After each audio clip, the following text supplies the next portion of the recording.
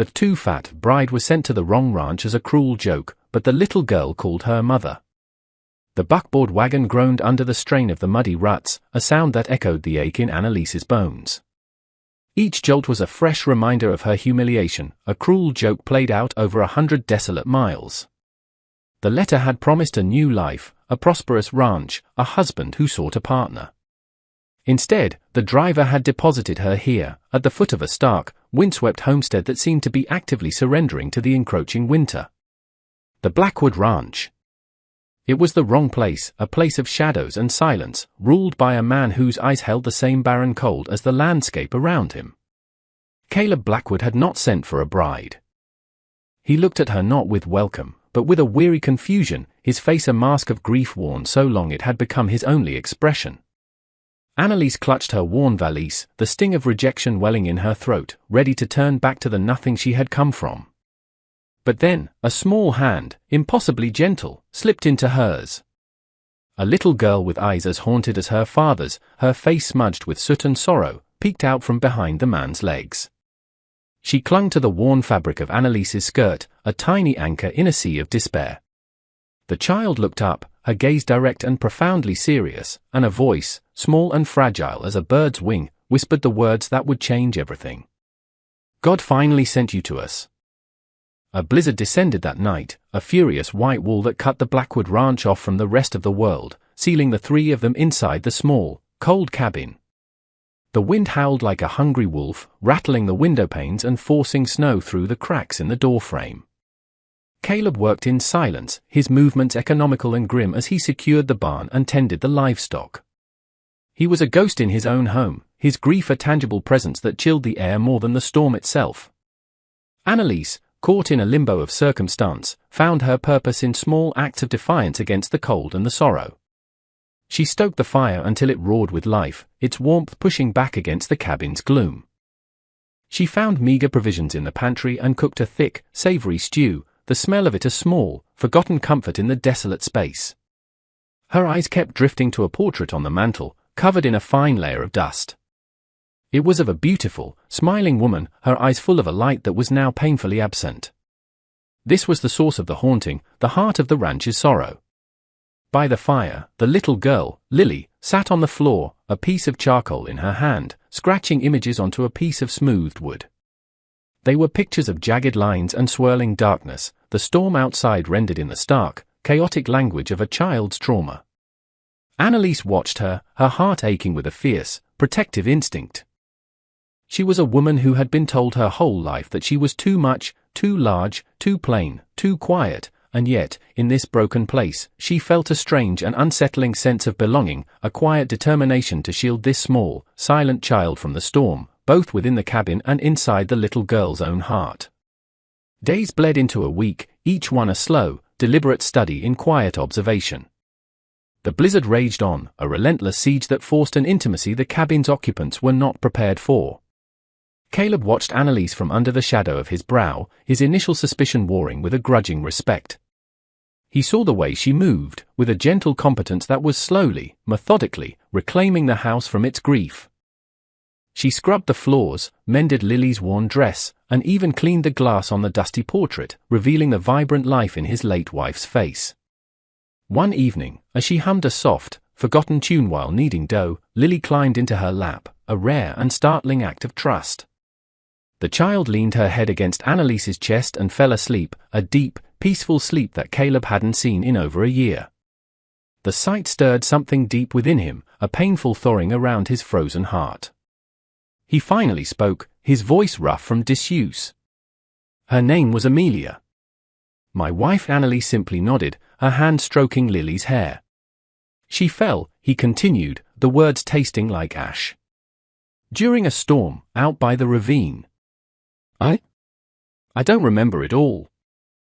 The doctor said the blow to my head stole the memory. Annalise felt a wave of compassion for this broken man. She understood wounds that didn't show. Gathering her courage, she met his gaze and spoke her own quiet truth. The man I was meant to marry sent a letter back with the driver. He said he had no use for a bride, built for winter. The cruel words hung in the air, but here, in this small cabin, they lost some of their sting. It was a confession, an offering of her own brokenness, and in that shared vulnerability, the first, fragile thread of connection was woven between them. The mystery of Amelia's death lingered in the cabin like a low-hanging smoke, a story with missing pages.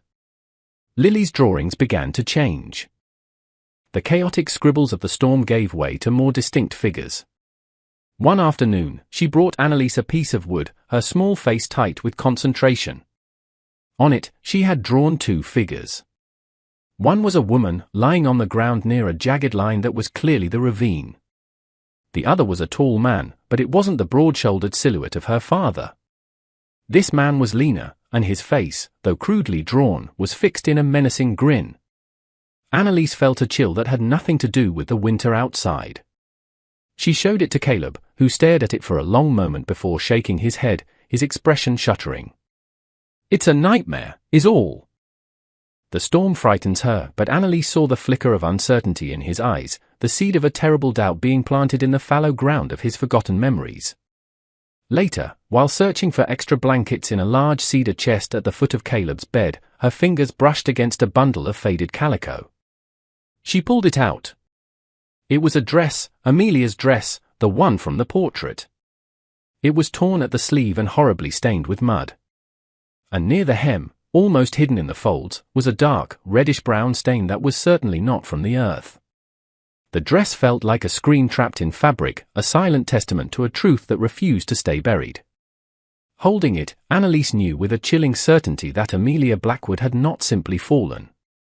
As if on cue with the shifting emotional landscape inside the cabin, the great blizzard finally broke. A pale, watery sun pierced through the clouds, casting long blue shadows across a world draped in pristine white. The thaw began, slow and hesitant at first, then with a steady drip-drip-drip from the eaves that sounded like a clock ticking towards a new future. The change in weather mirrored the change in Caleb. The silence that had once been a wall around him began to crumble into quiet conversation.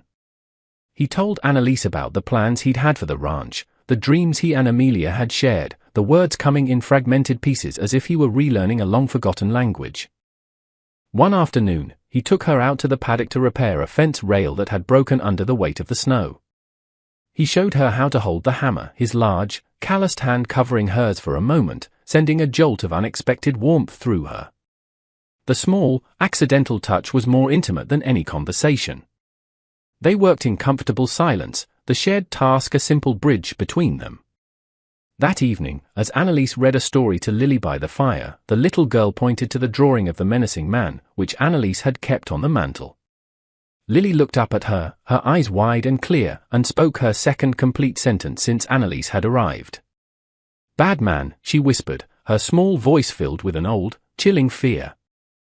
The words hung in the air, a definitive pronouncement, and Caleb, who stood in the shadows by the door, heard them. The denial in his heart finally cracked, leaving only a cold, terrifying dread. The sound of hoofbeats a few days later was an intrusion, a harsh note in the quiet harmony the small family had found. A man on a fine, dark stallion rode into the yard, dismounting with an air of arrogant ownership. He was handsome, well-dressed, and his smile was a polished veneer that didn't reach his cold, assessing eyes. It was the man from Lily's drawing. Anneliese's blood ran cold. The man tipped his hat. "Marcus Thorne," he announced, his gaze sweeping over the homestead with disdain before landing on Anneliese. "I believe you have something that belongs to me." "I trust my little joke wasn't too inconvenient," he smirked, looking Anneliese up and down. "Though I suppose a winter bride feels right at home in a place like this. My apologies for the delay." The storm, you understand, he was the man she was supposed to marry, the man who had discarded her with a cruel note. He reached for her arm, his charm dissolving into a possessive command. "Come now. Pack your things. I've come to collect you." But before his fingers could touch her, Caleb moved, stepping between them with a quiet finality that was more intimidating than any shout. He was no longer the hollowed-out man she had first met, he was a protector, a guardian standing his ground. "She's not going anywhere," Caleb said, his voice low and steady as the earth beneath their feet. Marcus Thorne's eyes narrowed into slits of fury. "You choose this ruin, over my proposition," he sneered at Anneliese. Caleb's gaze didn't waver. She's home. It was a simple declaration, but it was a vow, a truth he hadn't even known he possessed until that very moment. The choice had been made. That night, the sky turned a bruised purple and another storm rolled in, this one angrier and more violent than the last. It was under the cover of this tempest, with the wind tearing at the roof and rain lashing against the windows, that Marcus Thorne returned. He didn't ride into the yard this time. He emerged from the darkness like a wraith, his face a mask of incandescent rage. He kicked the door open, the wood splintering, and stood there, drenched and demonic. "You will not have what is mine," he bellowed, his eyes locked on Caleb. She was mine. Just like Amelia was supposed to be. The name hung in the air, thick with poison. And then the truth, ugly and brutal, spilled from him in a torrent of taunts. "She never wanted you, you broken-down farmer. She loved me. But she was weak, too loyal to leave you. I met her at the ravine that day to convince her. When she refused me, when she laughed at me, I had to make her stop." He smiled, a terrible, predatory expression. "She fell so beautifully. And then you came running. It was so easy to put you down, to let the storm and the fall scramble your memory. Sending your new bride here," he gestured wildly at Annalise, "was the punchline. The town's cast off for the rancher who lost his mind. A broken man deserves a broken bride." As he spoke, the dam in Caleb's mind shattered. The memories flooded back in a sickening rush, Amelia's terrified face, Marcus's snarling rage, the sickening crunch of the push, the blinding pain as a rock struck his own head. It was all there. The grief was no longer a dull ache, it was a white-hot, cleansing fire. The cabin became a whirlwind of violence. Caleb lunged at Marcus, a roar of pure, animalistic grief tearing from his throat. The two men crashed into the table, sending plates and cutlery scattering across the floor. They were a tangle of limbs and fury, their struggle a primal dance of vengeance and desperation in the flickering firelight. Lily screamed, a raw, piercing sound of terror unleashed. Annalise reacted on pure instinct. She was not a damsel to be saved, she was a mother protecting her child, a wife protecting her home. She grabbed the heavy iron poker from the hearth, its weight solid and sure in her hands. Marcus gained the upper hand, his fists raining down on Caleb, his face contorted with hate. "I'll finish what I started," he shrieked over the howl of the wind. As he raised a piece of splintered wood to bring it down on Caleb's head, Annalise moved. With a strength born of love and desperation, she swung the iron poker, striking Marcus hard across his back. He howled in pain and surprise, staggering away from Caleb. The momentary reprieve was all Caleb needed. He surged to his feet, his face a mask of grim purpose, and with one final, decisive blow, he sent Marcus crashing to the floor, unconscious. The fight was over. Silence descended upon the cabin, broken only by the sound of their ragged breathing and the drumming of the rain. And then, as if the world itself were exhaling, the storm outside broke, the wind died down, and the relentless rain softened to a gentle patter. In the clean, quiet aftermath, the world felt new. The rising sun streamed through the window, illuminating the dust motes dancing in the air and the wreckage of the night's battle. The authorities came from town, their faces grim as they hauled away a bound and snarling Marcus Thorne. Justice, it seemed, had finally found its way to the Blackwood Ranch. When they were gone, an immense quiet settled over the three of them. Caleb, his face bruised but his eyes clear for the first time, sank into a chair. The return of his memory was a terrible burden, but it was also a release. He could finally mourn Amelia, not as a hazy phantom of guilt, but as the woman he had loved and lost. He looked at Annalise, who was gently cleaning a cut on his forehead.